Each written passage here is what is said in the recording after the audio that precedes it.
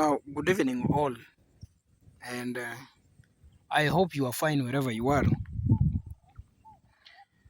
Today was on a Saturday, and I decided to cycle around, and I have suddenly reached Kamburu Dam. Kamburu Dam is the second dam in the Seven Forks dams after Masinga Dam, and I have been told that Kamburu is the largest power generation dam among the 7 dams. Now, I am not allowed to take any photograph or film there. It is restricted. They have said that it is a restricted zone and you are not allowed to take any photograph or record any video. But if I just flip my camera down there, I hope you can see a small lake. There is a small lake down there. That is Kamburu Dam. I have cycled down there and I have seen the dam. It is a very large power generation site managed by KenGen. That aside, I must say something about our country, Kenya, and I must have something to say about the political temperatures which continue to rise in Kenya. You know that next year we are conducting our elections, and Kenyan elections are always very heated. 2 years before the actual elections are done, it is always very heated. And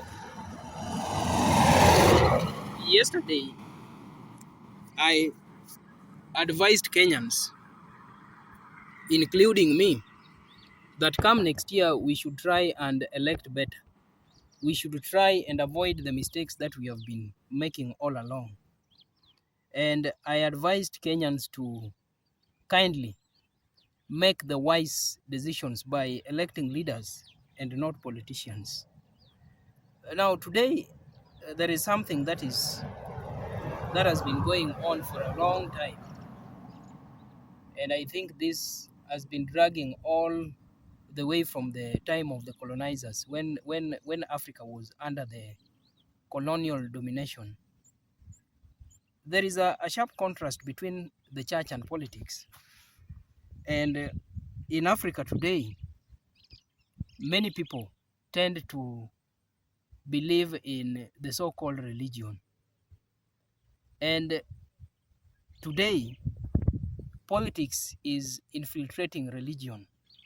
And when politics is infiltrating religion, one thing tends to diminish, to disappear, and that is the truth. We always say that in politics and war, one of the first casualties is the truth. And if politics is infiltrating into the church, that means that the truth is also disappearing from the church. The truth is disappearing from the church. For me, what I was told when I was still young, I was informed that we believe in God. And that is what I believe in up to date. And believing in God sometimes requires that you read the Bible and understand. You stay close to the biblical quotations or biblical writings, the instructions that God has given in the Bible. Today, it seems as if people are shying away from reading the Bible, and people are shying away from following the dictates in the good book. Politicians have fully entered the church, and they are being strongly supported by the so-called religious leaders, priests, pastors, prophets, all name them.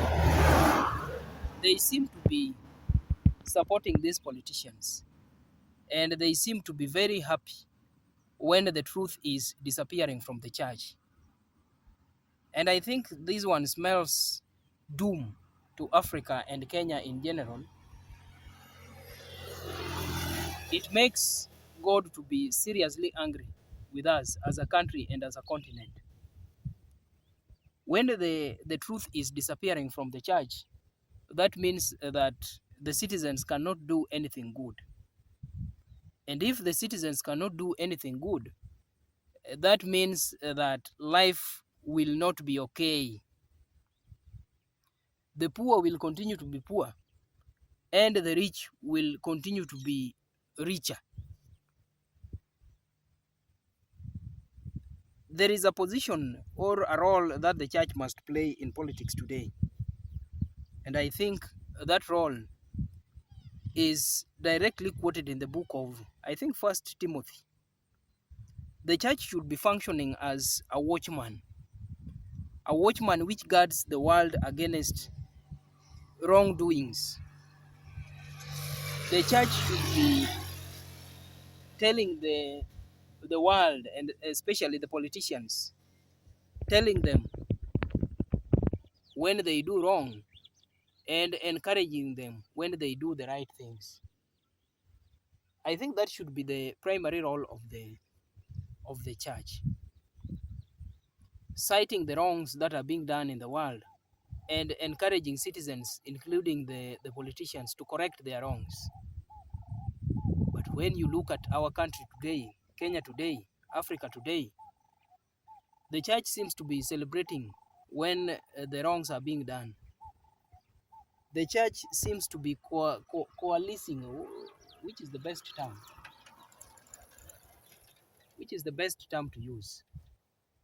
The church seems to be in a coalition with the politicians who are continuously doing the wrong things. That should not be the role of the church. I think the church should bring back morality in Kenya and Africa. The church should correct the politicians and tell them to do the right things and say the right things. Not that the church celebrates the wrong and marinates sin. I have one message and one last message.